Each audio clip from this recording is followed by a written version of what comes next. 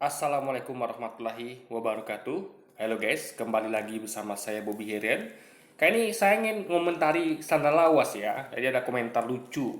Lucu guys. Kita bermain logika di sini ya. Jadi kita adu argumentasi melalui kolom komentar yang ada di channel saya di video saya gitu. Jadi kita nih sekarang bahas tentang perang.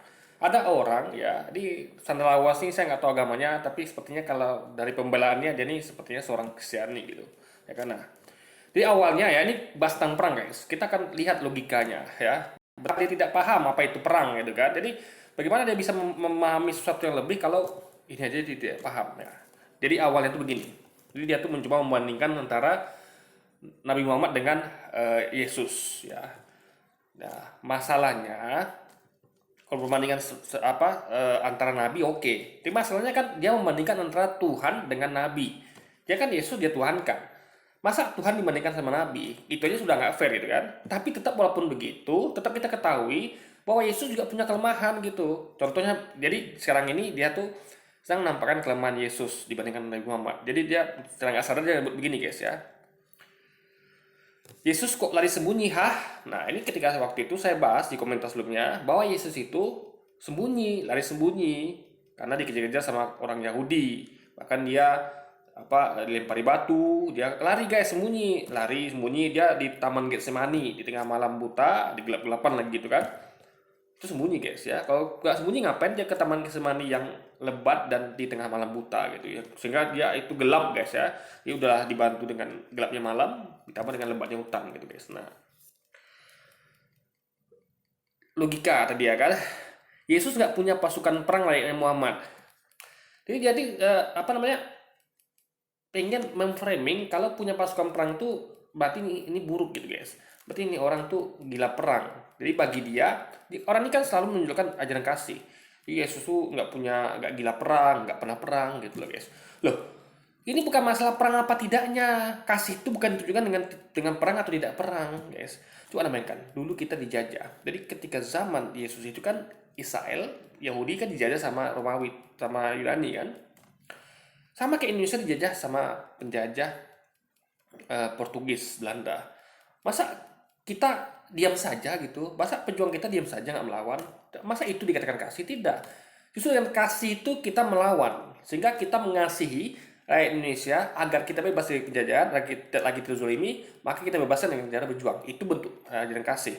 Harusnya ya mengasihi sesama rakyat dengan cara membebaskannya dari penjajahan dan perbudakan penjajah guys, Belanda dan Portugis. Nah, jadi kasih itu bukan hanya diam saja dizolimi, itu bukan kasih juga gitu, ya kan?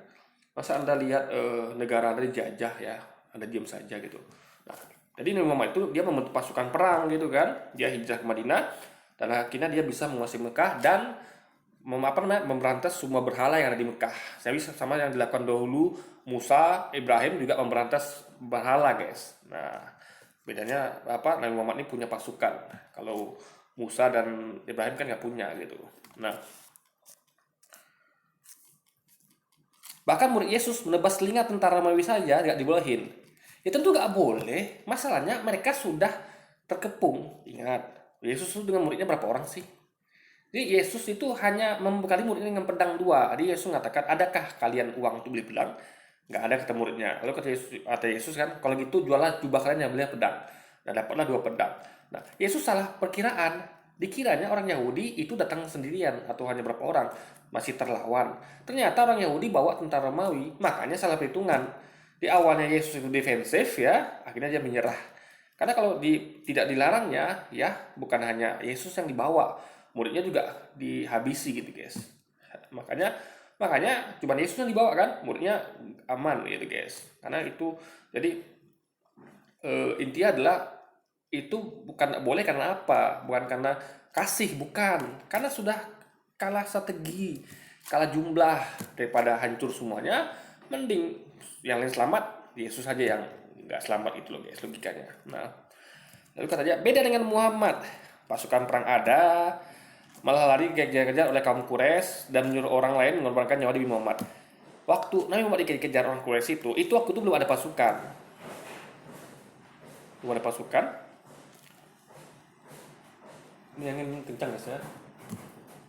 Jadi Nabi Muhammad tuh dia masih apa, Muhammad itu dia masih apa ya namanya ya, masih belum ada pasukan, dia masih sama kayak Yesus, masih terzolimi karena nggak punya pasukan. Nah tapi beda dengan Yesus, Nabi Muhammad memutarbalikkan itu semua.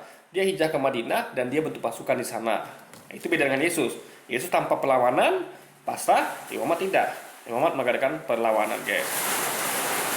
Ini hujan ya, kita akan sambung lain kali, guys. Hujan lebat nih, guys ya. Gak kedengeran suara saya, oke? Jadi sekian dulu video kita kali ini, guys. Dan kita lagi video-videonya. Wassalamualaikum warahmatullahi wabarakatuh.